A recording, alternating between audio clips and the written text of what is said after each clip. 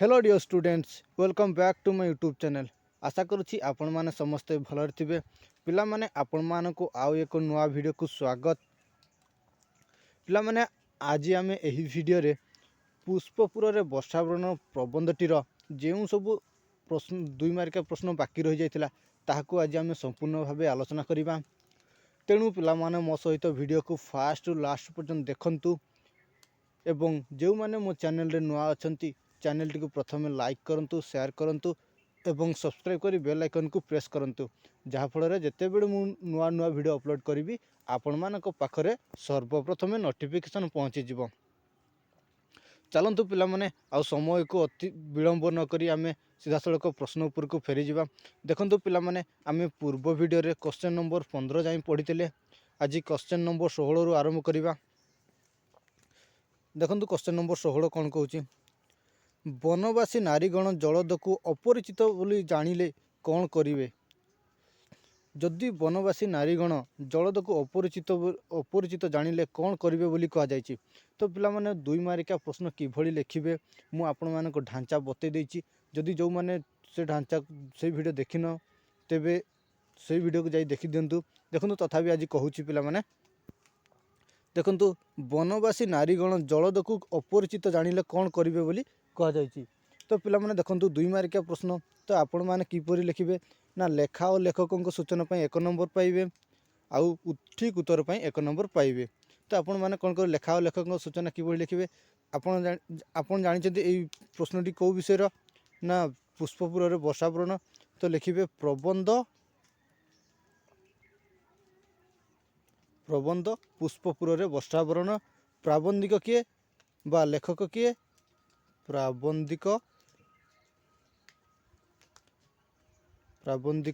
कृष्णचंद्र पाणिग्राही। तो आपण माने एतकी लिखिले आपण मानको 1 मार्क मिल जिवो एवं उत्तर पाई 1 मार्क मिल जिवो। देखंतु उत्तर कोन ना वनवासी नारीगण जलदकु अपरिचित जानिले उच्च हास्य रे वनभूमि को कंपाई देबे बोली कहा जायछि।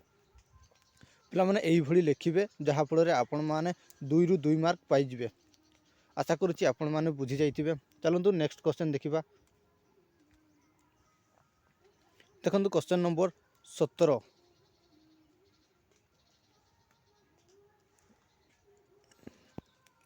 मानव जीवनर परम काम्य कौन बोली लेखक कहिसंती।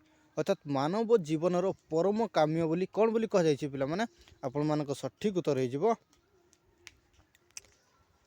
सेदार्जित धन रे उदर पोषण। अर्थात परिश्रम धन रे निज पेट पोषिबा एवं सुंदर स्वास्थ्य और निर्मल मन ही मानव जीवनर परम काम्य बोली कह जायछि। तो पिला माने यह होछि आपण मानकर सठिक उत्तर। तो एथिरे आपण माने 1 मार्क पाई जिवे। ताले 2 मार्क पाइबे केमिति ना प्रबंध लिखिबे प्रबंध पुष्पपुर रे वर्षावरण प्राबंधिक कृष्णचंद्र पाणिग्राही। तो आपण माने एमिति लिखिले ही 2 रु 2 मार्क पाइबे। आशा करछि पिला माने आपण माने लिखिबे। देखंतु नेक्स्ट क्वेश्चन नंबर 18, कौन शिखिबा पाई सभ्य समाज वनवासी मानक पाखकु आसीबो बोली कह जायछि। कौन शिखिबा पाई आपण मानक सठिक उत्तर हो जिवो जगतरु तस्करता। जदि जगतरु से चोरी प्रकृति जदि लोप पाई जिवो तेबे मानविकता शिखिबा पाई सभ्य समाज वनवासी मानक पाखकु आसीबो बोली कह जायछि। तो पिला माने या होछि आपण मानकर सठिक उत्तर। आपण माने थिरे 1 मार्क पाइबे आउ जहा जे भଳି ढांचा बतैछि से भଳି ढांचा लिखिले आपण माने 1 मार्क पाइबे। तो आशा करुच्ची पिला माने से भଳି लिखिबे। देखंतु नेक्स्ट क्वेश्चन नंबर 19, जलदकु अविरत बारिपात करने लेखक कहीं अनुरोध करिसेंती। कहीं जलदकु अविरत बारिपात करने लेखक कहीं अनुरोध करिसेंती। आपण मानक सठिक उत्तर हो जिवो जलदकु अविरत बारिपात करने लेखक अनुरोध करिसेंती कारण बारिपात रे वनभूमि श्यामल और उज्जवल होई उठिबो बोली कहा जायछि। तो यह थिला आपण मानक सठिक उत्तर। आपण माने प्रबंध प्राबंधिक लिखिले आपण माने 1 मार्क पाइबे। आशा करछि पिला माने आपण माने अति सहज रे बुझी पारथिबे। चलंतु नेक्स्ट क्वेश्चन देखिबा। क्वेश्चन नंबर 20, देखंतु पिला माने जलदकु क्रांति आसिले से केउठारे अवसर नेब। क्रांति शब्दर अर्थ होछि पिला माने जदि जलदकु अर्थात मेघ को जदि से ଅଳସୁଆ ପ୍ରକୃତି ବା ଆମେ ଯଦି କହିବା ଥକା ଲାଗିଲେ ସେ କେଉଁଠାରେ ଅବସର ନେବ ବୋଲି କୁହାଯାଇଛି। ଆପଣମାନଙ୍କ ସଠିକ୍ ଉତ୍ତର ହେଇଯିବ ଯଦି ଜଳଦକୁ କ୍ଳାନ୍ତି ଆସିଲେ ସେ ମେଘାସନ, ଗନ୍ଧମାର୍ଦ୍ଦନ ବା ମାଲ୍ୟଗିରିର ଅବସର ନେବ ବୋଲି କୁହାଯାଇଛି। ଏହି ମେଘାସନ ପାହାଡ଼, ଗନ୍ଧମାର୍ଦ୍ଦନ ପାହାଡ଼ ଏବଂ ମାଲ୍ୟଗିରିରେ ଅବସର ନେବ ବୋଲି କୁହାଯାଇଛି। ଅବସର କହିଲେ ପିଲାମାନେ ବିଶ୍ରାମ ନେବ ବୋଲି ସେ କୁହାଯାଇଛି। ଦେଖନ୍ତୁ ପିଲାମାନେ ଯେଉଁଭଳି ଢାଞ୍ଚା ବତେଇଛି ସେଇଭଳି ଲେଖିବେ। ମୁଁ ବର୍ତ୍ତମାନ ଆପଣମାନଙ୍କୁ ଢାଞ୍ଚା ବତାଉ ନାହିଁ, ତ ଆପଣମାନେ ଢାଞ୍ଚାକୁ ପ୍ରବନ୍ଧ, ପ୍ରାବନ୍ଧିକ ଏବଂ ସଠିକ୍ ଉତ୍ତର ଲେଖିବେ, ଯାହାଫଳରେ ଆପଣମାନେ 2 ମାର୍କ ପାଇବେ। ଚାଲନ୍ତୁ ନେକ୍ସଟ କ୍ୱେଶ୍ଚନ୍ ନମ୍ବର 31।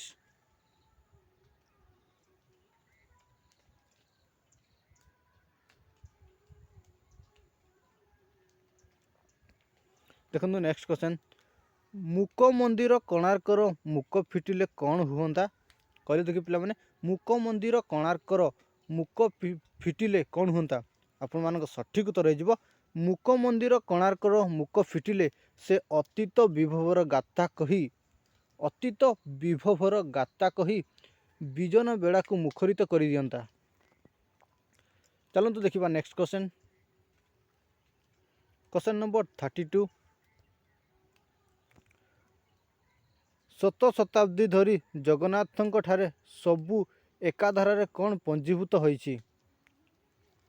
କହିଲେ ଦେଖି ପିଲାମାନେ, ଶତ ଶତାବ୍ଦୀ ଧରି ଜଗନ୍ନାଥଙ୍କ ଠାରେ ସବୁ ଏକାଧାରାରେ କ'ଣ ପୁଞ୍ଜୀଭୂତ ହୋଇ ଆସିଛି ବୋଲି କୁହାଯାଇଛି।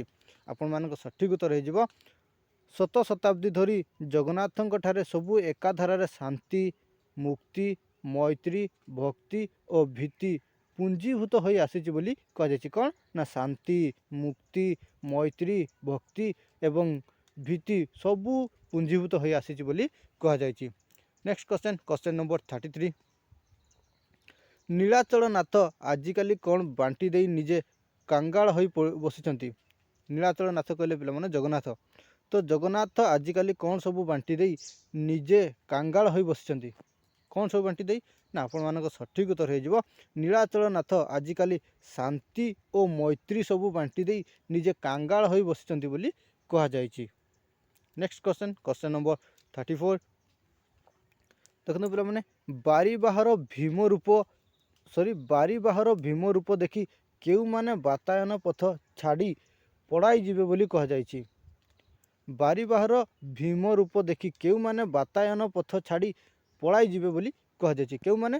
ନା ଆପଣମାନଙ୍କ ସଠିକ୍ ଉତ୍ତର ହେଇଯିବ ବାରିବାହାର ଭୀମ ରୂପ ଦେଖି ଭୀରୁ ନୀଳାଚଳ ଲଳନା ମାନେ ବାତାୟନ ପଥ ଛାଡ଼ି ଚାଲିଯିବେ ବୋଲି କୁହାଯାଇଛି। କେଉଁମାନେ? ନା ଭୀରୁ ନୀଳାଚଳ ଲଳନା ମାନେ ବାତାୟନ ପଥ ଛାଡ଼ି ଚାଲିଯିବେ ବୋଲି କୁହାଯାଇଛି।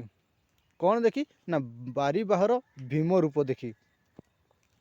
ଦେଖନ୍ତୁ ନେକ୍ସଟ କ୍ୱେଶ୍ଚନ୍ ନମ୍ବର 35। ବାରିବାହ ନୀଳାଚଳ ଠାରୁ ଆରମ୍ଭ କରି ଉତ୍କଳର କେଉଁ ଅଞ୍ଚଳ ପର୍ଯ୍ୟନ୍ତ ବ୍ୟାପି ଯାଇ ତା'ର କର୍ମ ଶେଷ କରିବ? କହିଲେ ଦେଖି ପିଲାମାନେ, ବାରିବାହ ନୀଳାଚଳ ଠାରୁ ଆରମ୍ଭ କରି ଉତ୍କଳର କେଉଁ ଅଞ୍ଚଳ ପର୍ଯ୍ୟନ୍ତ ବ୍ୟାପି ଯାଇ ତା'ର କର୍ମ ଶେଷ କରିବ ବୋଲି କୁହାଯାଇଛି? ନା ଆପଣମାନଙ୍କ ସଠିକ୍ ଉତ୍ତର ହେଇଯିବ ବାରିବାହ ନୀଳାଚଳ ଠାରୁ ଆରମ୍ଭ କରି ଉତ୍କଳର ସମଗ୍ର ଉପକୂଳ ଓ ମାଳ ଅଞ୍ଚଳ ପର୍ଯ୍ୟନ୍ତ ବ୍ୟାପି ଯାଇ ଉତ୍କଳର ତା'ର ସ୍ୱକର୍ମ ଶେଷ କରିବ ବୋଲି କୁହାଯାଇଛି। କେଉଁଠାରେ? ନା ଉତ୍କଳର ସମଗ୍ର ଉପକୂଳ ଏବଂ ମାଳ ଅଞ୍ଚଳର ପର୍ଯ୍ୟନ୍ତ ବ୍ୟାପି ଯାଇ ଉତ୍କଳରେ ତା'ର ସ୍ୱକର୍ମ ଶେଷ କରିବ ବୋଲି କୁହାଯାଇଛି।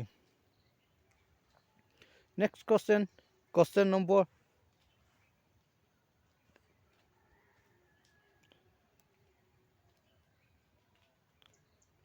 ଦେଖନ୍ତୁ ପିଲାମାନେ, ଏହା ଥିଲା ଆପଣମାନଙ୍କର 2 ମାର୍କିଆ ପ୍ରଶ୍ନ। ଆଶା କରୁଛି ଆପଣମାନେ ବୁଝିଯାଇଥିବେ। ଯଦି ଆପଣମାନଙ୍କୁ ଭିଡ଼ିଓ ପସନ୍ଦ ଲାଗିଥାଏ ତେବେ ଭିଡ଼ିଓଟିକୁ ଲାଇକ୍, ସେୟାର ଏବଂ ସବସ୍କ୍ରାଇବ୍ କରିବାକୁ ଭୁଲିବେ ନାହିଁ। ଦେଖନ୍ତୁ ପିଲାମାନେ, ମୋତେ ତ ଲାଗୁଛି କିଛି କ୍ୱେଶ୍ଚନ୍ ଏଥିରେ ନାହିଁ। ଆପଣମାନେ ବହିଟିକୁ ଟିକେ ଦେଖିଦେବେ। କ୍ୱେଶ୍ଚନ୍ ନଥିବାରୁ ପିଲାମାନେ ମୁଁ ଦୁଃଖିତ, ମୋତେ କ୍ଷମା କରିବେ ପିଲାମାନେ। ଆଜି ପାଇଁ ଏତିକି ରହୁଛି ପିଲାମାନେ। Thank you so much. ଆମେ ନେକ୍ସଟ ଭିଡ଼ିଓରେ 3 ମାର୍କିଆ ପ୍ରଶ୍ନ ଆଲୋଚନା କରିବା। ରହୁଛି ପିଲାମାନେ। Thank you so much.